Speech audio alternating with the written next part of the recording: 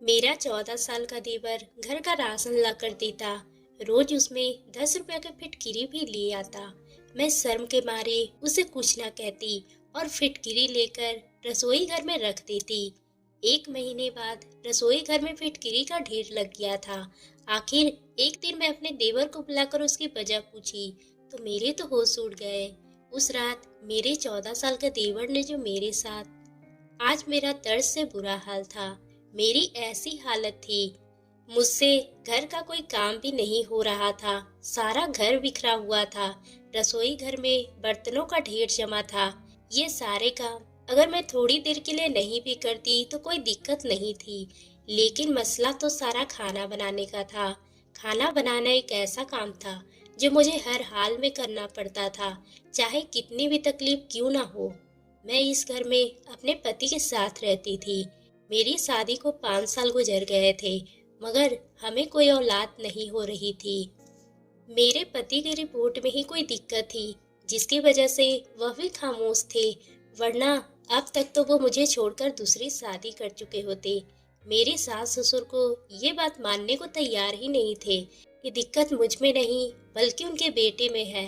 वैसे इतनी ज्यादा परेशानी नहीं थी, वह थोड़ी बहुत दवा से ठीक हो सकते थे, लेकिन मेरे पति एक ही जिद थी कि डॉक्टर झूठ बोलते हैं, मैं बिल्कुल ठीक हूँ। ये सुनकर मैं भी चुप हो जाती।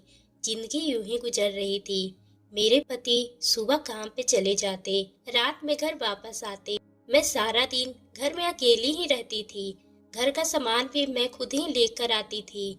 मेरे पति इस तरह कोई काम नहीं करते थे, बल्कि वो ज्यादातर खामोशी रहते थे। उन्हें भी औलाद ना होने की कमी का जिम्मेदार खुद को ही समझते थे। इसी तरह दिन गुजर रहे थे। एक दिन अचानक मेरी तबीयत खराब होने लगी थी। पेट में अजीब सा दर्द उठ रहा था। 2-3 महीने तक मैं ये दर्द हल्का सा था, लेकिन अब बढ़ता ही जा रहा था। सुबह को मुझे इतना दर्द नहीं होता था, लेकिन जैसे ही शाम होती थी दर्द बढ़ता ही जाता था और फिर मेरे लिए बिस्तर से उठना भी मुश्किल हो जाता। मैंने 2-3 बार अपने पति से अपनी तबीयत का जिक्र किया था, लेकिन उन्होंने ध्यान ही नहीं दिया। मैं भी खामोशी से दर्द बर्दाश्त करती रही। दर्द की गोली खा लेती और थोड़ा सा आराम मिल जाता, लेकिन फिर वही दर्द शुरू हो जाता। मेरी सबसे बड़ी परेशानी ये थी कि मुझे औलाद नहीं थी। अगर मैं बीमार पड़ भी जाऊं तो मेरा ख्याल रखने वाला कोई भी नहीं था। मेरे पति बीमार होते थे तो मैं उनका ख्याल रखती थी, लेकिन अगर मुझे सर भी दर्द हो जाए तो पानी देने वाला भी कोई नहीं था। एक दिन अचानक गांव से मेरी सास और देवर आ गए थे। मेरी सास किसी रिश्तेदार की शादी में आई थी और वापसी के मेरे घर में आ गई थी, तो वह मुझे देखकर परेशान हो गई। शाम का समय था और मेरा दर्द बढ़ता जा रहा था। जब दरवाजे पे घंटी बजी तो मुझ में इतनी हिम्मत नहीं थी कि मैं दरवाजा उठकर खोल लेती, लेकिन शाम के वक्त मेरे पति आते थे, इसलिए मुझे उठना ही पड़ा। मगर अपने सास और देवर को देखकर मैं तो खुश होने के साथ साथ हैरान भी थी कि बिना बताए अचानक घर पर आए हैं। मैंने उन्हें ठंडा शरबत पिलाया और अपनी सारी दुख भरी कहानी सुनाई। उन्होंने देखा कि दर्द से मेरा रंग पीला पड़ गया है। सास ने जब मेरी कहानी सुनी तो वह सोच में पड़ गई। फिर मुझसे कहने लगी कि मैं यहाँ रुक तो नहीं सकती, क्योंकि गांव वाले घर की बहुत जिम्मेदारी है मुझ पर और मेरी ट्रेन की टिकट भी है और मुझे हर हाल में यहाँ से निकलना होगा। अगर तुम्हारे ससुर और बैलों का खाना पीना की जिम्मेदारी ना होती तो मैं जरूर तुम्हारे पास रुक जाती और तुम्हें डॉक्टर के पास ले जाती, लेकिन मैं भी मजबूर हूँ, नहीं रुक सकती। सास ने ऐसा कहा और फिर उन्हें एक ख्याल आया। उनके साथ उनका 14 साल का बेटा अमन भी था। मेरी सास ने मुझसे कहा कि मैं अमन को तुम्हारे पास छोड़कर जा रही हूँ, तुम इसके साथ डॉक्टर के पास चली जाना, ये तुम्हारा ख्याल भी रखेगा और तुम्हारा काम भी करेगा। अभी इसके स्कूल की छुट्टियां भी है, तो इसका स्कूल भी मसला नहीं है। मैं इसके कपड़े बाद में भिजवा दूंगी। पिछली बार जब मैंने अपने देवर को देखा था वो 11 साल का था। आज वह अच्छा खासा बड़ा हो चुका था।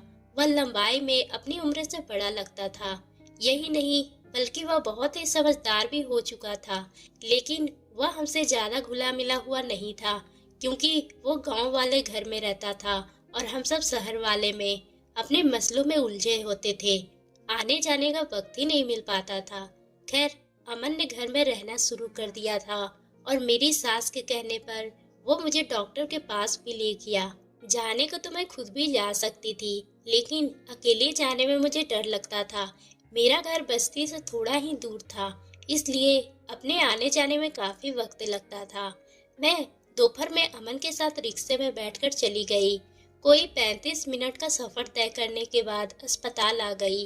काफी देर के बाद मेरा नंबर आया तो मैं डॉक्टर के पास अंदर चली गई। डॉक्टर ने मेरा अल्ट्रासाउंड किया और डॉक्टर मेरे मासिक धर्म के परेशानी की बात कही, जिससे औलाद ना होने का बहुत ही मुश्किल है।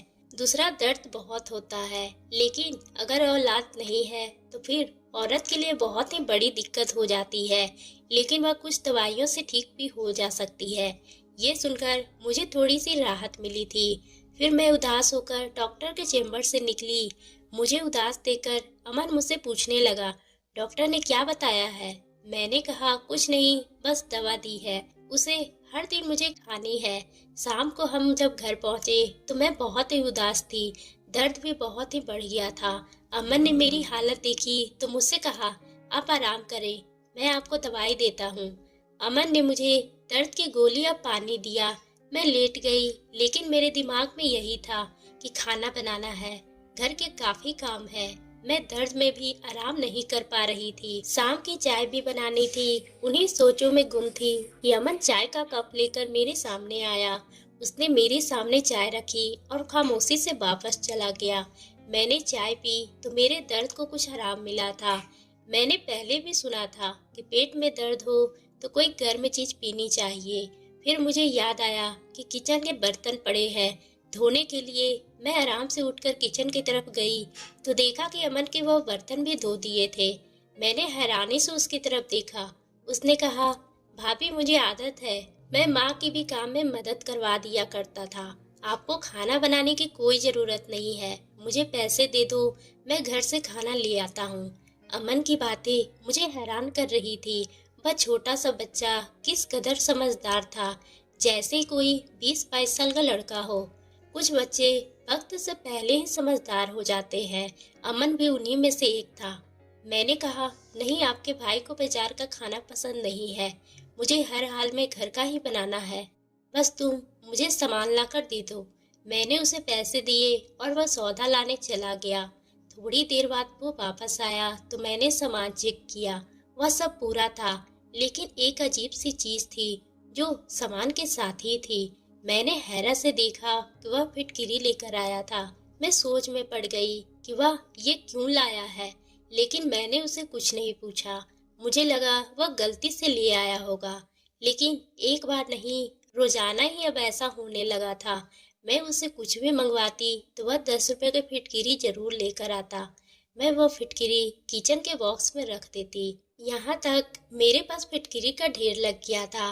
अमन मासूम सा लड़का था। मुझ में इतनी हिम्मत नहीं हो रही थी कि मैं इससे ये सब पूछूं। वह आखिर ये फिटकिरी सामान के साथ क्यों लेकर आता है? मगर ये एक बार होता तो मैं सोचती कि गलती से हुआ है, लेकिन रोजाना ये सब हो रहा था। अमन के आने से सिर्फ मुझे ही नहीं बल्कि मेरे पति को भी आसानी हो गई थी। उन्हें भी कुछ भी मंगवाना होता तो वह अमन को ही भेज देते थे, वरना पहले तो वह ऑफिस से थके हुए आते थे और कोई भी काम आ जाता तो उन्हें खुद ही दुकान पे जाना होता था, जो कि उनके लिए बहुत ही बड़ी मुश्किल का काम था। वे औलाद जोड़ों का दर्द शायद दुनिया में कोई समझ सकता है कि वह किस तरह की जिंदगी गुजार रहे होते हैं। मेरे पति में भी तो कमी थी, लेकिन अब मेरे अंदर भी तरह तरह की बीमारियां पैदा हो गई थी। मैं दवा नहीं खाना चाहती थी। जहां अमन ने हम दोनों पति पत्नी के लिए इतना सारी आसानियां कर दी थी, वहाँ एक बहुत ही बड़ा मसला मेरे लिए खड़ा कर दिया था। वह मसला था फिटकिरी का मसला। मैंने सुना था कि फिटकिरी के औरतों की काफी बीमारियों में इस्तेमाल किए जाते हैं। इसी वजह से मैं शर्म के मारे अपने देवर से नहीं पूछ पा रही थी वह फिटकिरी क्यों लेकर आता है। क्या उसने मेरी और मेरे डॉक्टर की बातें सुन ली थी? मैं यही सोच सोच के थक चुकी थी। दिल करता था उसे मना करूं ये चीज लाने को, लेकिन मैं कुछ भी नहीं कह पा रही थी। एक दिन मैंने हिम्मत करके अमन से फिटकिरी के बारे में सवाल किया तो उसने मुझे एक ऐसी बात बताई मैं हैरान रह गई। मैं वापस अपने कमरे में आ गई और अमन की बातों को सोचती रही कि इसका मतलब है कि वह रात को हम दोनों पति पत्नी की बातें सुनता था। मुझे अजीब से शर्मिंदगी घेर लिया था। मैं अमन की बात सुनकर इस कदर शर्मिंदगी हो गई थी कि मेरे दिमाग में भी नहीं था कि वह मेरे साथ ऐसे राज को जान जाएगा जिसे मैं सब कुछ छुपाती थी। उसने मेरे पति की बातें सुन ली थी और इसलिए वह मुझे रोजाना फिटकिरी ला कर देता था, लेकिन कहने की हिम्मत नहीं कर पा रहा था। मैंने इसे इस्तेमाल करूं ने कमरे का दरवाजा बंद किया और फूट फूट कर रोने लगी। शर्म से मेरी ऐसी हालत थी कि एक तरफ औलाद की परेशानी थी तो दूसरी तरफ ये मसला। थोड़ी ही देर बाद मेरे देवर ने मुझसे कहा कि वह सुबह वापस जा रहा है, अब यहाँ नहीं रुक सकता। मैंने कुछ नहीं बोला। मैं उसे यहाँ तक भी नहीं कह सकी कि रुक जाओ। उसके रहने से मुझे जहाँ तक बहुत सारी आसानियाँ थी, वहाँ पर बहुत सारे परेशानियाँ भी जन्म लेती जा रही थी। मैं किचन में चली गई और उस फिटकिरी के डिब्बे को निकाली। मुझे अमन की बातें याद आने लगी थी। जो अजीब सा एहसास हुआ। मेरा दिल किया कि मैं ये सब बाहर कचरे के डिब्बे में फेंक दूं, लेकिन फिर सोचा कि वह यह सब मेरी भलाई के लिए ही तो कह रहा था। कौन सा उसने कुछ गलत कहा था। मैंने एक दिन फिटकिरी उठाई और नहाने के पानी में डाल दी। थोड़ी देर के बाद वह घुल गई थी। मैंने उसे स्नान किया और मैं काफी दिनों तक फिटकिरी वाले पानी से स्नान करती रही और मेरी बीमारी खत्म होती चली गई। मेरी बीमारी यही थी कि मुझ में बहुत ज़्यादा बदबू आती थी। मैं अकेली रहती थी, इसलिए कोई भी इस बदबू से ज़्यादा महसूस नहीं कर पाता था। लेकिन मेरा पति तो मेरे साथ ही रहते थे। मैं खुद को साफ सुथरा रखने की कोशिश करती थी, लेकिन यह एक बीमारी थी जो रोजाना फिटकिरी वाले पानी से नहाने के बाद ये मेरी बीमारी आहिस्ता आहिस्ता खत्म होती चली गई और मेरी जिंदगी आसान हो गई। क्योंकि रोजाना रात को मैं अपने पति के ताने सुनती थी, जो मुझे यही कहता था कि तुमसे बहुत ही ज्यादा बदबू आती है। एक रात मेरा पति इसी तरह मुझसे बातें कर रहा था कि अमन ने सुन लिया और उसने बताया कि उसके बाद रोजाना वह फिटकरी लेकर आता था ताकि मैं उसे नहाकर इस बीमारी से छुटकारा पा सकूं। बहुत पहले मेरे देवर के दोस्त ने ये बीमारी थी और रोजाना नहाने के बावजूद भी उसकी बदबू नहीं जाती थी और उसकी जिंदगी तबाह होकर रह गई थी। वहाँ दोस्त में बैठने के काबिल भी नहीं रहा था। दोस्त सभी उससे दूर ही रहते थे। उसकी बदबू की वजह से फिर किसी वैद्य ने मेरे दोस्त को फिटकिरी वाले पानी से नहाने का मशवरा दिया। जैसे ही मेरे दोस्त ने फिटकिरी वाले पानी से नहाना शुरू किया तो उसकी ये बीमारी खत्म हो गई। अमन की बातें सुनकर मैं भी बहुत ही शर्मिंदा हुई थी। मुझे हकीकत से रोना आ गया था। मुझे काफी देर तक रोती रही थी, लेकिन जब मैंने उसकी लाई हुई फिटकिरी से नहाना शुरू की तो मेरी जिंदगी आसान हो गई थी। मैंने महसूस किया था मेरे पति को बदबू वाली शिकायत खत्म हो गई थी। मैं हैरान थी कि कैसा वह मेरा मसला समझ गया और उसने मेरी मदद की थी, वरना मुझे तो महसूस हो रहा था कि मेरी औरतों वाली बीमारी के बारे में उसे खबर हो गई है और इसलिए वह फिटकिरी लेकर आता है। मैं इसी शर्मिंदगी की वजह से मैं उससे सवाल तक नहीं कर पा रही थी। लेकिन अमन के चले जाने के बाद मुझे ऐसा महसूस हुआ था कि जिंदगी में औलाद का होना कितना ज़रूरी है और औलाद के बगैर जिंदगी कितना मुश्किल होकर रह जाती है। मैंने अपने डॉक्टर की बताई दवा रोज लेती हूँ। एक दिन फिर मेरी दीदी ने मुझसे बात की। उन्होंने कहा कि उन्होंने वैद्य जी से दवा ली है जो मुझे अपने पति को रोजाना रात को दूध में मिलाकर देनी है। मेरे लिए आसानी हो गई थी क्योंकि मेरे पति को सोने से पहले गर्म दूध का गिलास पीने की आदत थी।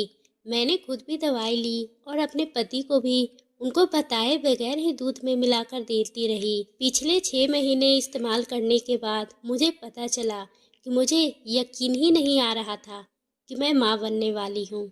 मसला इतना बड़ा नहीं था, सिर्फ मेरे पति को थोड़ा सा इलाज करवाना था जिसके लिए वो तैयार ही नहीं हो रहे थे।